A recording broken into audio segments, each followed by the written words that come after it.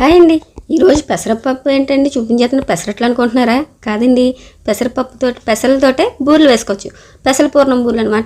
మనం శనగపప్పుతో బూరెలు వేసుకుంటాం కదా, ఆ టైప్లోనే పెసలు పెట్టేసి మనం బూరెలు వేసుకుంటాం. ఫస్ట్ దాన్ని కుక్కర్లో పెట్టేసుకొని 4-5 విజిల్స్ వచ్చేసిన తర్వాత దీంట్లో కొంచెం బెల్లం ముక్క వేసేసుకొని పెట్టేసుకోండి. అది కూడా ఉడికిపోయిన తర్వాత ఉండలు చేసుకొని పక్కన పెట్టేసుకోండి. ఇప్పుడు దీంట్లోకి 1 కప్పు మినప్పప్పు, ఒక 1/2 కప్పు బియ్యం నానపెట్టేసుకొని అది కూడా గ్రైండర్లో వేసుకొని మెత్తగా, మనకు తెలుసు కదండి పూర్ణం బూరెలకి వేసుకోవడానికి తోపు సేమ్ అలా రెడీ చేసుకొని దాన్ని కూడా పక్కన పెట్టేసుకోండి. ఇప్పుడు ఈ తోపులోకి కొంచెం బెల్లం పాకం వేసుకుంటే టేస్ట్ అదిరిపోతుంది. బూరెలు కూడా త్వరగా పాడైపోవు. మనకైతే పెసల పూర్ణాలు చుట్టేసుకున్నాం. అదిగోండి తోపు కూడా రెడీ అయిపోయింది. ఇప్పుడు మనం ఆయిల్లో వేసేసుకోవడమేనండి. డీప్ ఫ్రై సరిపోయినట్టు ఆయిల్ వేసేసుకొని చక్కగా రౌండ్గా చెక్క వేసేసుకుంటే మనకి ఎంతో టేస్టీగా ఉండే పెసర బూరెలు రెడీ అయిపోతాయి.